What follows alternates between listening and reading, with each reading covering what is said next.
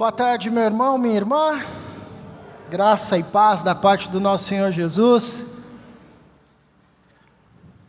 Nos encontramos mais uma vez para louvar, meditar na palavra de Deus. Bom, rever os nossos amigos, os nossos irmãos, e que bom que você está aqui. Uma alegria tê-lo com a gente.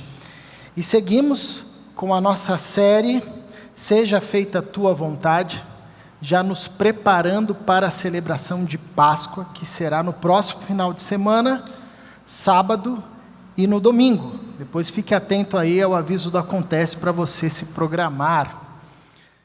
Semana passada, domingo passado, Israel falou sobre o destino do Messias, relembrando para nós que a cruz não foi um acidente no ministério de Jesus. Ele estava andando e tropeçou numa cruz. Tem uma cruz aqui. Não. A cruz era a culminação do ministério de Jesus. E hoje nós conversaremos sobre esse tema, curados da cegueira. A gente está uma semana aí quase da Páscoa, na semana da Páscoa. E o texto que nós vamos ler acontece e ocorre dias antes de Jesus rumar para Jerusalém, tomar a sua cruz, enfim, passar por todo o processo da paixão, da crucificação e da ressurreição. Então a gente está meio que cronologicamente próximo à experiência da paixão também, preparando o nosso coração para esse momento que nos é tão importante. E eu convido você à leitura do Evangelho de Marcos, capítulo 10, do verso 46 ao verso 52, pode acompanhar aí na sua Bíblia, porque nós vamos voltar nesse texto, mas eu também vou projetar aqui Marcos capítulo 10, do verso 46 ao verso 42. Eu convido você a acompanhar a leitura do texto, que diz o seguinte: Então chegaram a Jericó, quando Jesus e seus discípulos, juntamente com uma grande multidão, estavam saindo da cidade, o filho de Timeu, Bartimeu, que era cego, estava sentado à beira do caminho, pedindo esmolas. Quando ouviu que era Jesus de Nazaré, começou a gritar: Jesus, filho de Davi, tem misericórdia de mim. Muitos o repreendiam para que ficasse quieto, mas ele gritava ainda mais: Filho de Davi, tem misericórdia de mim. Jesus parou e disse: Chamem-no. E chamaram o cego. Ânimo, levante-se, ele o está chamando. Lançando sua capa para o lado, de um salto pôs-se em pé e dirigiu-se a Jesus. O que você quer que eu faça? Perguntou-lhe Jesus. O cego respondeu: Mestre, eu quero ver. Vá, disse Jesus, a sua fé o curou. Imediatamente ele recuperou a visão e seguiu Jesus pelo caminho. Vamos orar mais uma vez?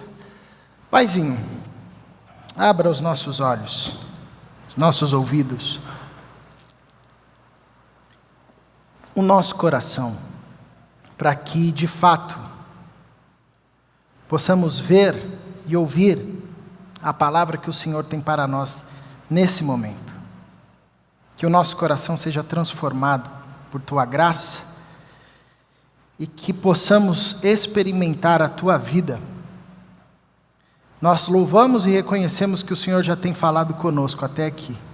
E pedimos que o Senhor continue a nos falar, em nome de Jesus. Amém. Jesus está rumando para Jerusalém.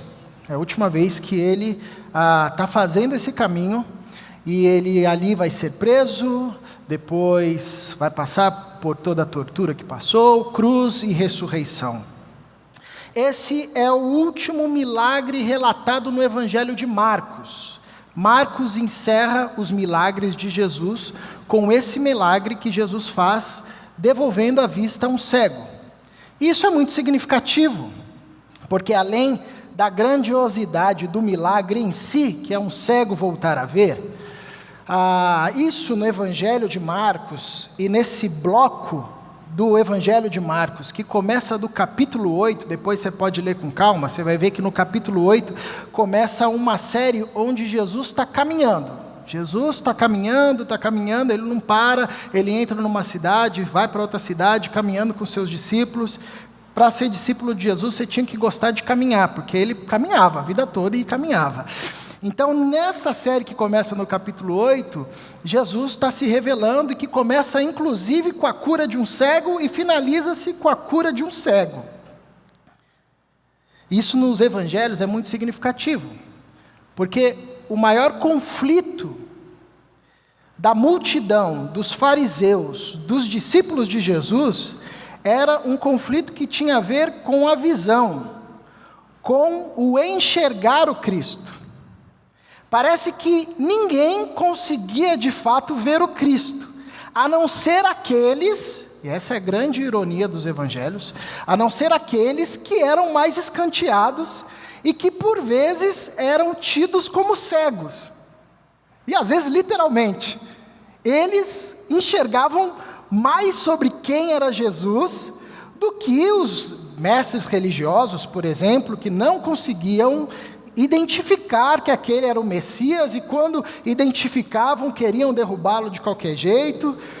Os discípulos também, que estavam ali a todo instante, mas às vezes viam, às vezes não viam. O texto anterior a esse que o Israel pregou, mostra os discípulos discutindo sobre quem ia ser o superior, o maior, enfim. Então é interessante que essa metáfora da cegueira acompanha o ministério de Jesus. Então é muito significativo que antes de Jesus entrar para Jerusalém, passar por sua morte e ressurgir, a gente tem um milagre que de novo nos relembra da importância de voltarmos a ver. E obviamente, a expressão que marca aqui é: os seus olhos foram abertos. E esse é o grande milagre que todos nós desejamos experimentar, queremos e devemos experimentar, ter os olhos abertos para ver o Cristo, para ver Jesus. Então, já que a gente está trabalhando sobre essa temática da história de um cego que voltou a ver, eu te convido a mergulhar nesse texto a partir dessa perspectiva da visão. Como que essas pessoas aqui, esses personagens aqui, enxergavam a Cristo ou eram enxergados por Cristo? E um primeiro destaque é sobre a vida de Bartimeu, o cego mendigo que estava à beira do caminho. Como que Bartimeu enxergava Jesus? E de pronto a gente vê que Marcos traz aqui uma grande ironia nesse texto, que é comum nos evangelhos, como eu já disse. Bartimeu era cego. Essa história também é relatada em Mateus, em Lucas, e eles trazem que eram 2 cegos, só Marcos que decide focar a história em Bartimeu, porque talvez fosse o mais conhecido ali daquela região, né, e que tomou essa iniciativa e tudo mais. Mas a grande ironia nesse texto é que a gente tem um cego que enxergava Jesus melhor do que toda a multidão, inclusive os discípulos, que tinham as suas faculdades visuais em pleno funcionamento. Aliás, essa aqui é uma grande ironia do Evangelho, dos Evangelhos. Aqueles periféricos, aqueles à margem, conseguiam enxergar bem melhor o Cristo do que aqueles que estavam inseridos, às vezes, no ambiente religioso. Um grande exemplo para nós aqui é Saulo, por exemplo.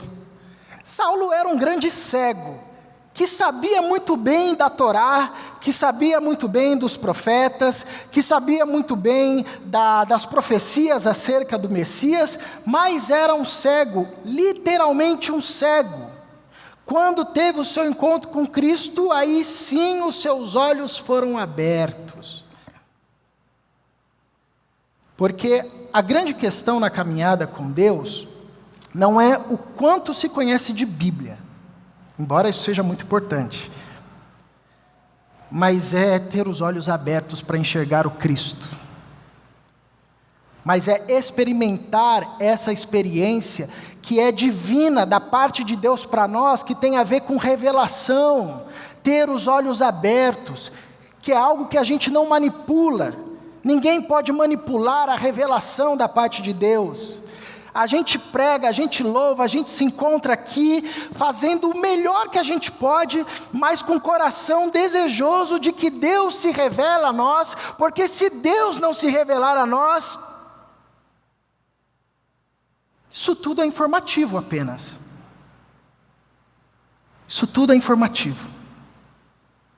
A revelação é esse movimento de Deus na nossa direção, da qual a gente não tem muito o que fazer, a não ser clamar: Jesus, filho de Davi, tem misericórdia de mim. Jesus, filho de Davi, tem misericórdia de mim. Se revela a nós, Senhor, se revela a mim, Senhor. Abra os meus olhos. E aí no tempo de Deus, Deus vem e se revela, os nossos olhos são abertos, e aquilo às vezes que a gente sabia e conhecia desde criança, mas nunca fez sentido, se conecta. Tipo Candy Crush, quando você ganha aquele brigadeiro lá que explode todas as outras pedras assim, né? Quem jogou sabe. Uau! Vi! Agora eu entendi. Agora faz sentido. Então nós temos Bartimeu, um cego, e o texto diz que Bartimeu, apesar de cego, sentado à beira do caminho pedindo esmolas, quando ouviu que era Jesus de Nazaré, então Jesus está saindo de Jericó, indo para Jerusalém, uma multidão vai seguindo Jesus, os discípulos estão seguindo Jesus, aqui Jesus já está próximo ao final do seu ministério.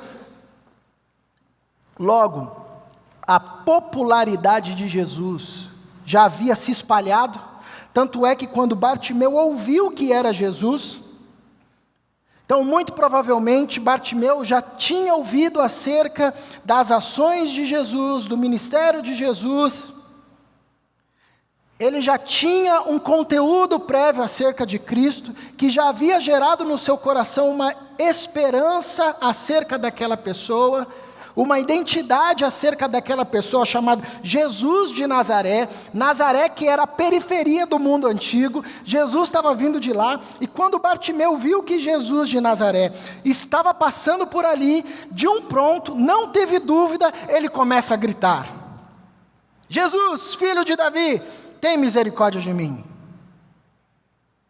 E começa a gritar, a plenos pulmões: Jesus, filho de Davi, tem misericórdia de mim. Apesar de ser uma frase curta, essa frase revela muito sobre como Bartimeu enxergava Jesus. Primeiro, reconhecia a realeza de Jesus, porque sabia que Jesus de Nazaré, vindo da periferia daquele mundo antigo, era descendente de Davi. Tinha realeza no seu sangue. Não importava se ele era de Nazaré, ele é filho de Davi, ele tem direito ao trono. Então Bartimeu via Jesus como alguém da linhagem real. Agora, essa sentença, filho de Davi, também era usada pelos profetas para identificar o Messias, aquele que viria e restauraria o reino a Israel, aquele que viria e que tomaria o cedro de governo e de justiça, que nunca se apartaria da tribo de Judá, como bem profetizou Jacó. Filho de Davi é tanto uma expressão que contém o reconhecimento da realeza de Jesus, como uma expressão que contém a messianidade de Jesus. O Messias está vindo de Nazaré, o Messias está aqui. Ué, se ele está aqui, eu vou gritar.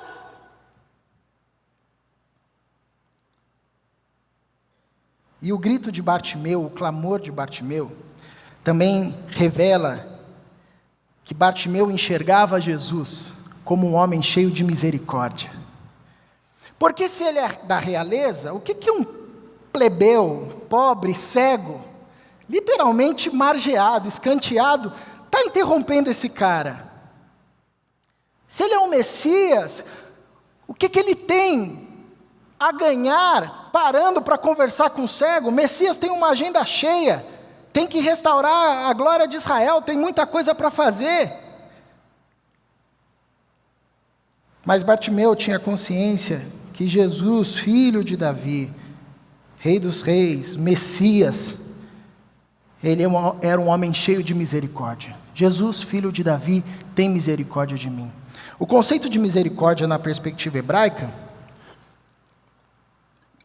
traz uma figura muito bonita que no latim se aproxima, né? Porque no latim misericórdia traz essa ideia de levar o miserável no coração, né? No hebraico a ideia é levar o miserável no ventre. A palavra racham traz essa ideia do ventre, de gestar um miserável no ventre. Isso é uma ação de misericórdia. Então, quando o cego Bartimeu clama a Jesus, filho de Davi, o Rei dos Reis, o Messias, e diz, tem misericórdia de mim, ele está se apegando a essa imagem. E carrega aí no teu ventre. Tem misericórdia de mim, olha para a minha situação. Então nós temos um cego, que apesar de cego, sabia muito bem quem era Jesus, sabia que Jesus estava passando por ali, sabia que Jesus era da linhagem real, sabia que Jesus era herdeiro do trono, sabia que Jesus era o Messias prometido pelos profetas, e sabia que mesmo sendo rei, mesmo sendo Messias, era um homem cheio de misericórdia, capaz de parar, ouvir o seu clamor e atender, mesmo ele sendo um cego, mesmo ele sendo um pobre, mendicante, enfim. Só que o texto continua, e a gente pode perceber como a multidão enxergava Bartimeu. Ou como diz Marcos, algumas pessoas que estavam ali. Em Mateus a gente vê que era toda a multidão. E o fato é que quando a multidão, essas pessoas que estavam próximas a Jesus, rumando para Jerusalém, começam a ouvir aquele cego gritar, Jesus, filho de Davi, tem misericórdia de mim, o texto diz que muitos o repreendiam para que ficasse quieto, mas ele gritava ainda mais, filho de Davi, tem misericórdia de mim. Para aqueles que estavam ali acompanhando Jesus, o grito daquele moço, o grito daquele cego, gerou incômodo. E a tentativa da multidão foi abafar aquele homem, foi repelir aquele homem. Porque eles enxergavam Bartimeu como um cego, como alguém que não podia ter clareza sobre quem de fato estava ali. Além de cego, era pobre, era mendigo. Você está atrapalhando. Fica quietinho aí. E eles tentaram abafar Bartimeu, mas Bartimeu, sabendo quem era Jesus, clamava cada vez mais alto. Porque está aí um negócio interessante. O conhecimento profundo de quem é Jesus gera em nós perseverança. Quanto mais conhecemos quem é Cristo, mais perseverante é o nosso grito e o nosso clamor em direção ao Cristo, porque a gente sabe que não tem outro nome pelo qual importa que sejamos salvos. Então vou clamar para quem? Eu só posso clamar para Jesus. Não importa se estão tentando me abafar aqui. É só Ele que eu tenho para clamar.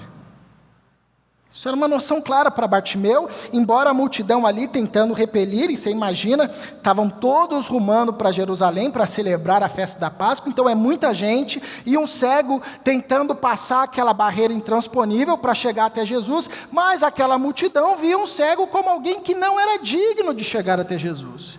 E olha que interessante, porque ao percebermos como a multidão tratava Bartimeu, como a multidão, aquelas pessoas, enxergavam Bartimeu, nós conseguimos também identificar por tabela como que aquelas pessoas enxergavam a Jesus. Porque a forma como nós enxergamos o nosso próximo define claramente como nós enxergamos a Cristo.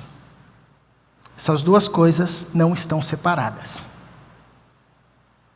O olhar da multidão para Bartimeu e a ação da multidão para Bartimeu, de abafar, dizia muito sobre como eles enxergavam a Cristo. Embora isso não esteja claro no texto, a gente não sabe se a multidão fazia isso porque não queria incomodar o Cristo, não queria incomodar o Messias, que poderia até ser uma boa intenção, ou por uma questão ambiciosa, egoísta. Não, Jesus está aqui, primeiro a gente, Bartimeu, fica atrás, você é cego aqui, já está difícil, que você quer atravessar o cordão, espera a sua vez. Pega a senha lá com Judas. E então, assim, a multidão queria olhar o céu, a gente não sabe.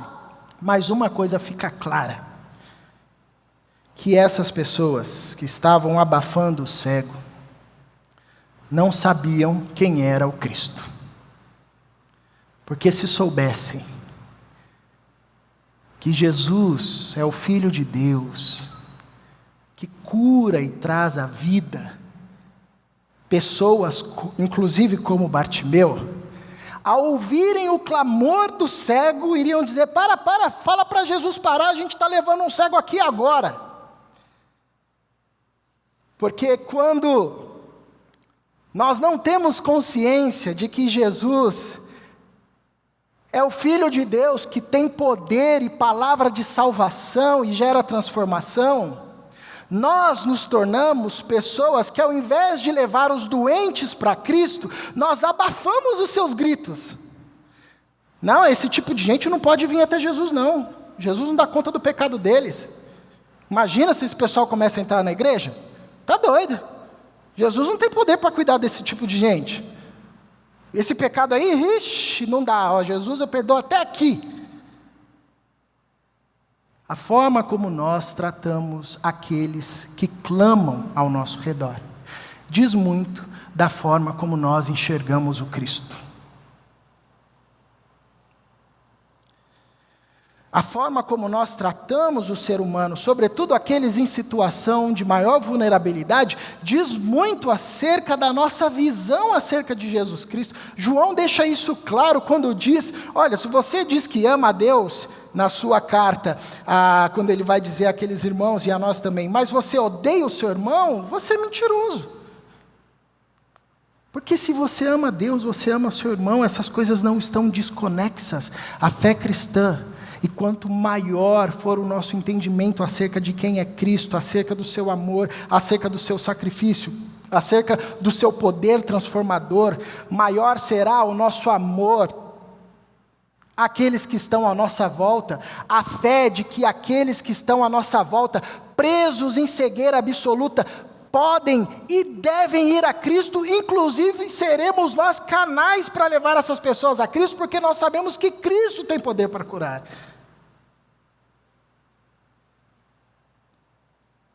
A gente não pode ser como uma multidão que fica dizendo: shh, para de gritar, você está atrapalhando Jesus, tem culto agora, para.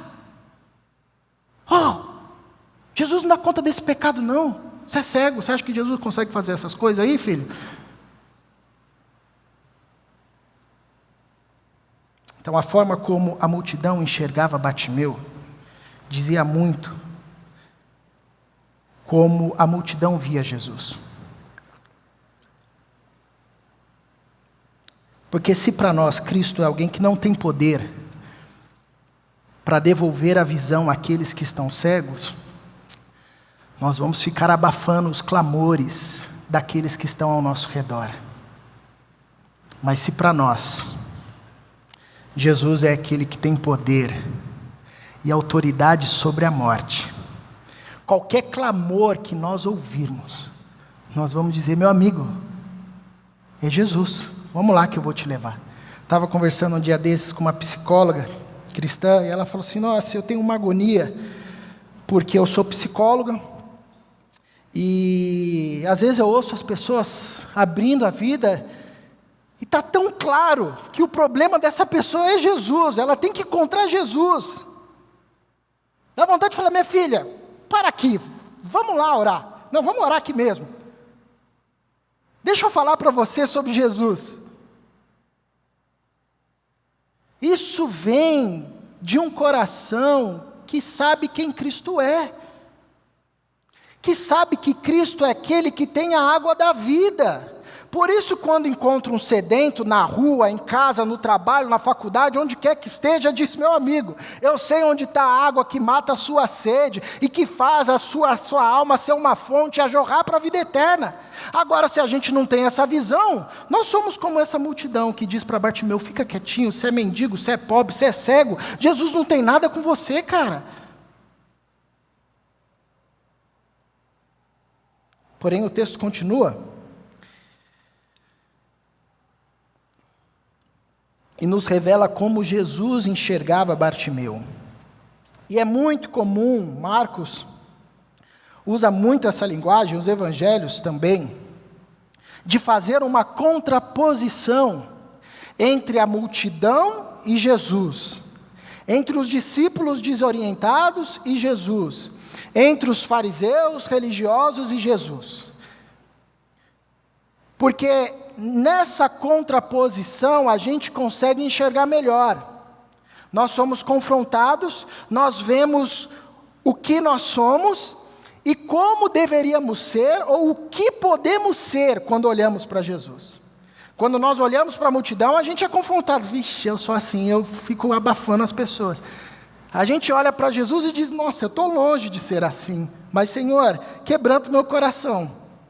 Porque em tempos de cegueira, em tempos onde a gente não sabe para quem olhar, a multidão diz uma coisa, os líderes religiosos dizem outra, os cegos estão gritando outra coisa, os discípulos estão confusos, batendo cabeça, a gente tem que olhar para Jesus. A gente tem que olhar para Jesus, ver como Jesus agiu, recalibrar o nosso coração, deixar o Espírito Santo recalibrar o nosso olhar, para continuar a nossa caminhada. Como é que Jesus enxergava Bartimeu? O texto diz que Jesus parou. Jesus parou. Glórias a Deus, porque Jesus é um Deus que para. Num mundo onde ídolo nenhum para, no mundo onde o dinheiro não para e atropela os cegos, no mundo onde as pulsões sexuais não param e atropelam os surdos, no mundo onde o sucesso não para e atropelam os desvalidos, no mundo desalmado, Jesus é um Deus que para. A multidão quer acelerar. Vamos lá, estamos para Jerusalém, fica quieto aí, ceguinho, vamos lá, bora. Jesus é um Deus que para. Glórias a Deus, porque Jesus para. Porque Jesus parou para mim, porque Jesus parou para você, porque Jesus parou para Bartimeu, porque Jesus continua sendo um Deus que para. Que para. E Ele para porque Ele é servo, como o Israel falou no domingo passado. E Jesus para porque Ele enxerga o cego. Jesus vê o cego. Enquanto a multidão queria inviabilizar aquele cego ali, torná-lo invisível, Jesus vê. Jesus é um Deus que vê. E para. E o texto diz que Jesus chamou. Jesus não só para, mas Jesus chama.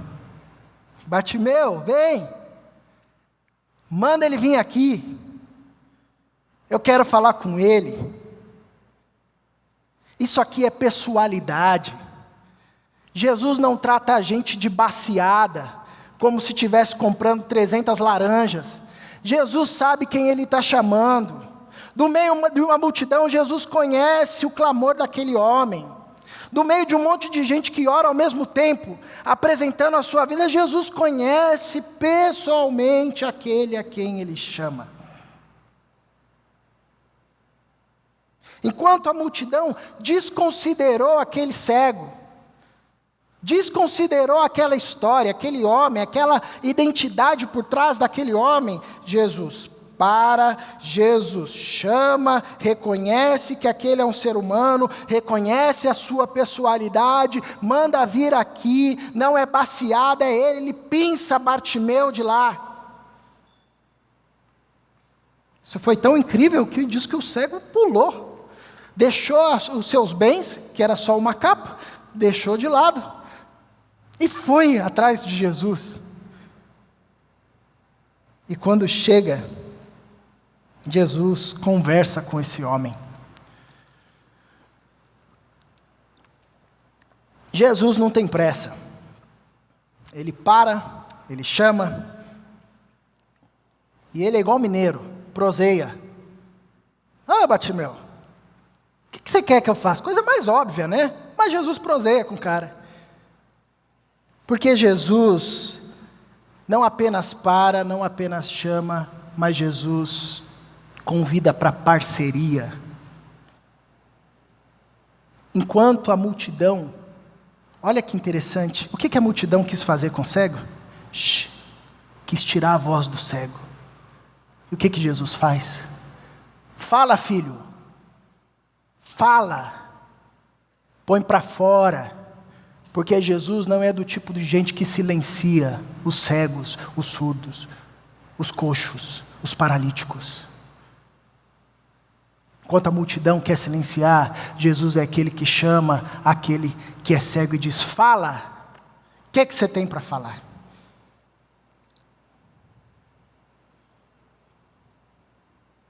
O cego respondeu: mestre, eu quero ver. E aí Jesus nos revela como ele enxergava Bartimeu. E o texto nos ensina que Jesus enxergava aquele homem como um homem de fé. A multidão queria silenciar um homem de fé. E você sabe que essa expressão aqui, a sua fé o curou, ou a sua fé o salvou, ela aparece poucas vezes nos evangelhos. Poucas vezes nos evangelhos, Jesus se dirige a alguém falando e destacando a sua fé. E invariavelmente, quando Jesus diz isso, é alguém de fora, reputado como um cego, reputado como um pagão, reputado como alguém que não conhecia nada de Deus, reputado como alguém que estava longe de Deus. Jesus diz: eu nunca vi tamanha fé em Israel, para gente que nem era de Israel. E Jesus diz para um cego e reconhece que esse era um homem de fé. Um homem de fé.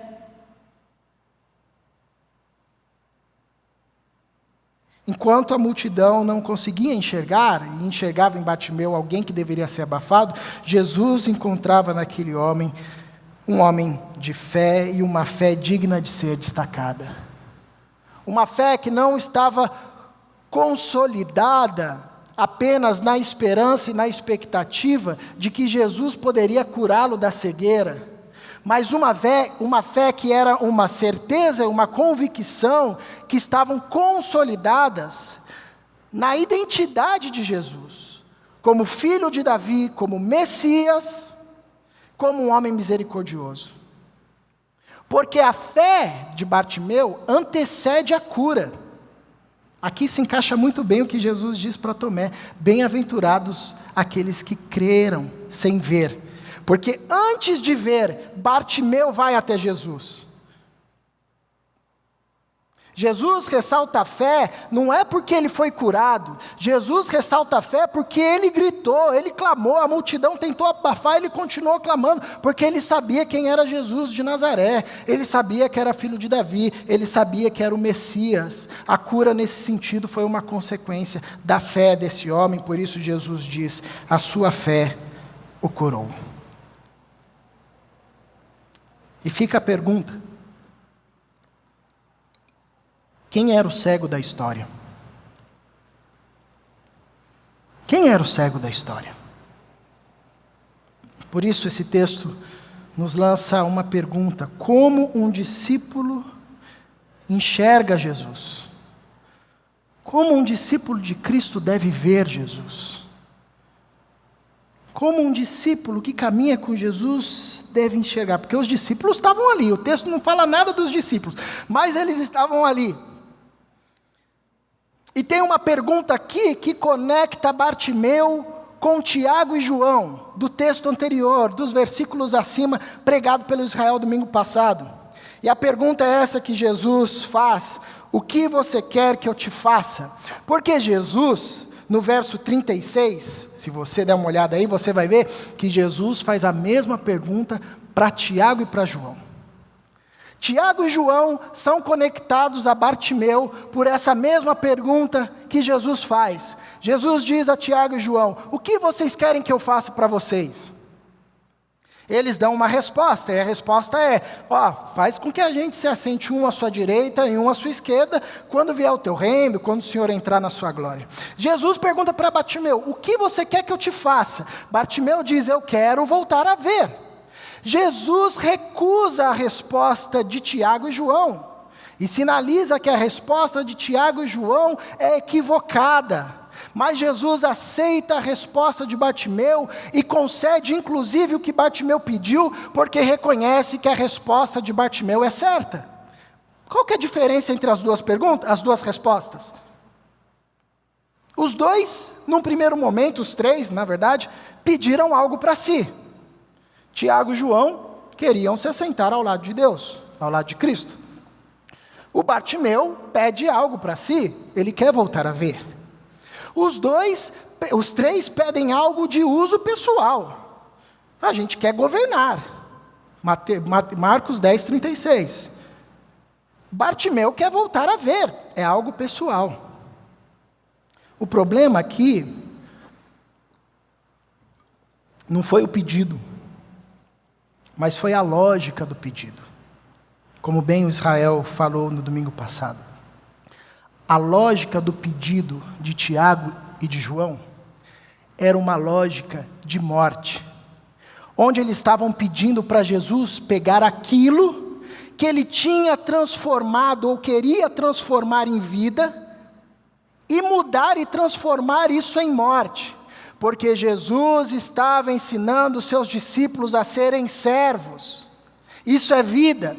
Mas os discípulos queriam ser reis, governadores, senhores, autoridades. Isso é morte. A lógica do pedido de Tiago e João transformava o que era vida em morte.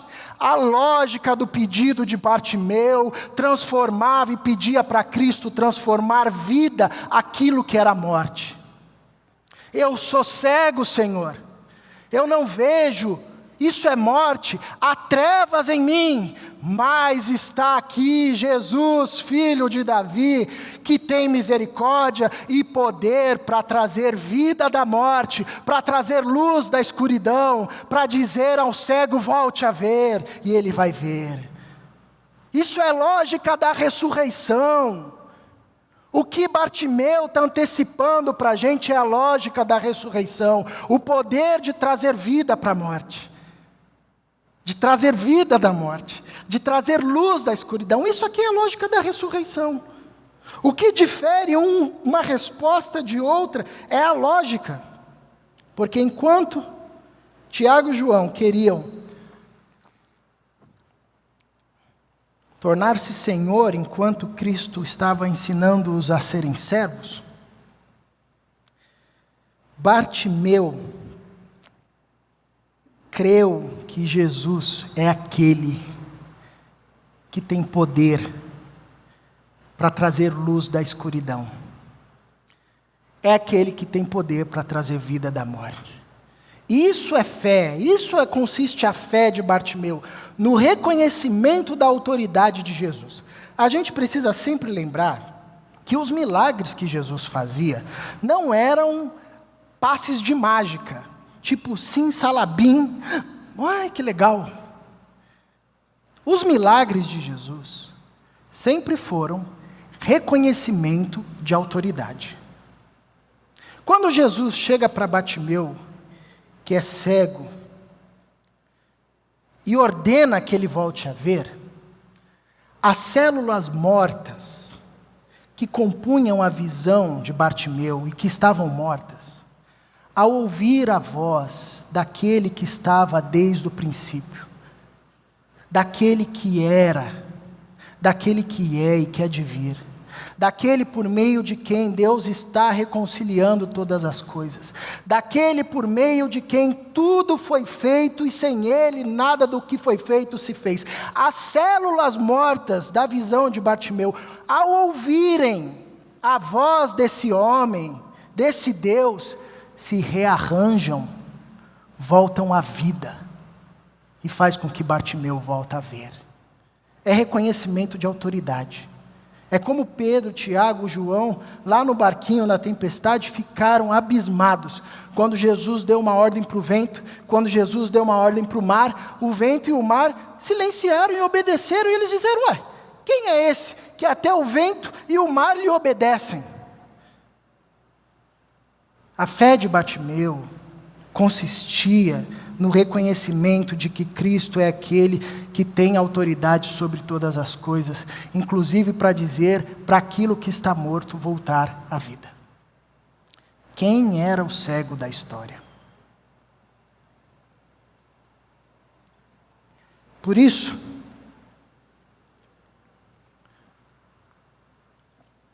a gente precisa sempre relembrar que essa pergunta de Jesus também nos alcança. Em todo tempo, Jesus continua sendo um Deus que para, que chama e que pergunta: o que você quer que eu te faça? Essa pergunta que foi feita a Bartimeu, Jesus também faz a nós. De muitas formas, em muitas situações, diante de muitos clamores que nós colocamos aos pés de Jesus. E a resposta que nós damos a essa pergunta de Jesus diz muito sobre a forma como nós o enxergamos. Se ao sermos perguntados por Jesus, o que quer que eu te faça, a nossa resposta é uma resposta a partir das nossas carências. Eu quero um carro, Senhor, eu quero uma casa, eu quero prosperar, eu quero ser o Senhor, eu quero comandar, eu quero, enfim. Se as nossas respostas são respostas que estão pautadas na lógica da morte, onde nós vemos Jesus como alguém que está ali para suprir as nossas carências apenas, e é por isso que a gente nem leva a gente cega para Jesus, porque a gente não reconhece mais autoridade em Jesus. As nossas respostas serão respostas pautadas numa lógica de morte. Numa lógica onde nós pedimos para Jesus transformar aquilo que Ele quer transformar de vida em nós em morte. Respostas que vão fazer com que Jesus realimentem o nosso ego. Enquanto Jesus diz, você tem que morrer, a gente diz, eu quero viver, Jesus. Você tem que crucificar o seu, eu quero ser feliz, Jesus. Você tem que ser generoso, eu quero acumular, Jesus. As nossas respostas a essa pergunta de Jesus que nos encontra a todo instante, diz muito sobre a forma como nós enxergamos a Jesus. Porém, se ao sermos perguntados por Cristo, o que você quer que eu te faça? Se a nossa resposta for, Mestre, eu quero voltar a ver, nós confirmamos que reconhecemos que em Cristo há autoridade para trazer da morte vida, para pegar o nosso casamento que está todo escancalhado e restaurar, para pegar as nossas relações familiares que estão todas fragilizadas e trazer para a ressurreição, para pegar da nossa vida sem rumo, sem direção, perdido, chafurdado no pecado, parar, chamar, falar, vem para a vida, eu quero voltar a ver. Mestre, eu quero ver. É a fala que nos relembra da ressurreição, que Jesus é aquele que traz luz em meio às trevas, que traz vida da morte, que nada o detém, que nada o para, é aquele que nos cura da nossa cegueira.